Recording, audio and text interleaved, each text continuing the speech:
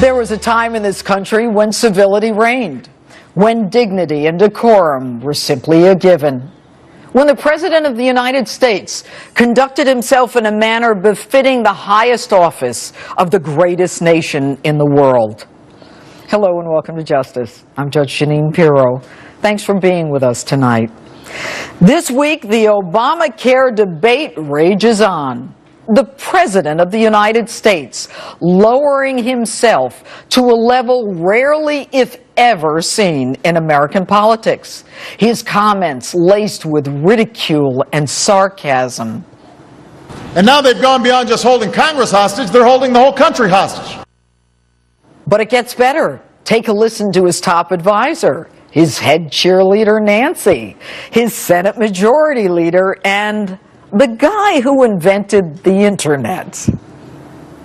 What we're not for is negotiating with people who have a bomb strapped to their chest. Legislative arsonists are at work.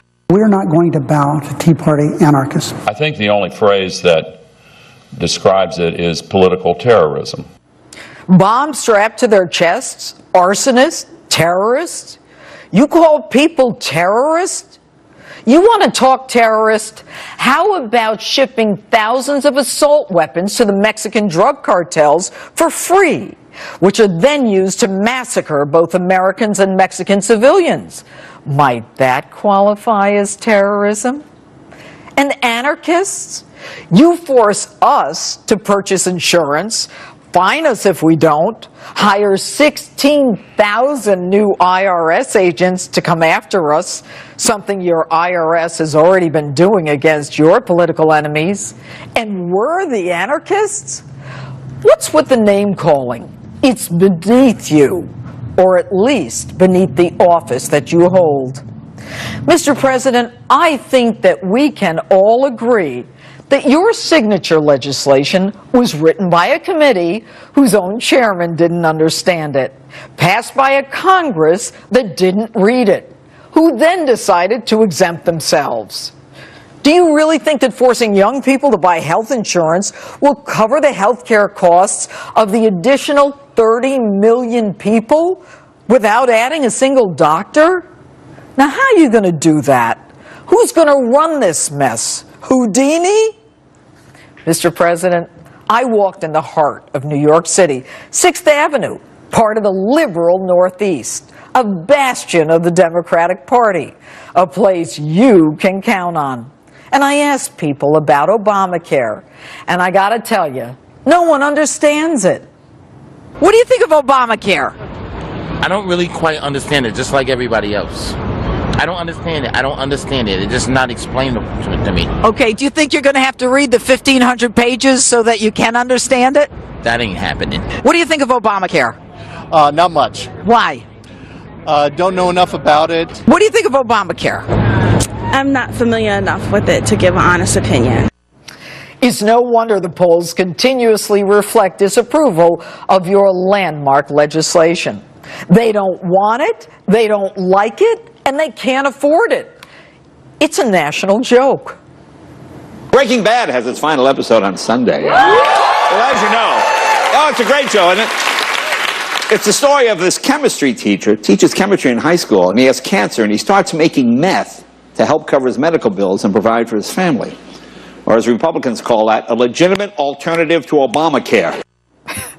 Do you remember in your sales pitch you promised that Obamacare would lower premiums for families by $2,500, that no one would have to change their doctor, and that we could keep our current plans, and that it will not hurt jobs?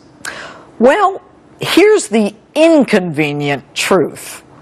As a direct result of Obamacare, more than 300 companies have already either eliminated jobs or reduced full-time jobs to part-time jobs. You promised that we could keep our doctors, but those health care exchanges, you know, the ones that begin this Tuesday, they don't even identify the doctors. And what about the doctors closing up shop or cutting back on patients because they can't even keep up with the paperwork? And affordable? Many across the country will face hikes of 30, 40, 50% or more. And by the way, did your lawyer In over his head holder? Review your landmark legislation? To me, it sounds like he did, because every time it's supposed to be rolled out, there's another problem and another delay. Could you do me a favor? Could you give him a little note from me? You cannot change a law passed by Congress without congressional approval. You can't just say, okay, this one's not going to work, so forget about it. And you dig your heels in even more by ridiculing anyone who opposes your law as rich fat cats who've already got good health care. Some of the Tea Party's biggest donors, some of the wealthiest men in America, are funding a cynical ad campaign trying to convince young people not to buy health care at all. I mean, think about it. These are billionaires several times over. You know they've got good health care. Mr. President, with all due respect, if your health care plan is so great, why aren't you enrolled in it? Why don't you change course a little and lead by example? If your plan is so great, why did you exempt your union buddies? You know, the ones who helped you get elected. And if it's so great, why are Congress and federal employees not enrolled in it? And you want to talk fat cats? It seems to me like you guys are the fat cats, and we're the peons who have to pay for this mess that will do nothing but enslave our children and grandchildren for generations to come. And then you trash Fox News Channel because we call you out on it. If you talk to somebody who said, well, I don't know, I was watching Fox News and they said this horrible. Mr. President, you're not talking to me, are you? You're not talking to me. You talking to me? You talking to me? Well, then who the hell else are you talking? You talking to me? Well, I'm the only one here. Mr. President, I'm not the only one here.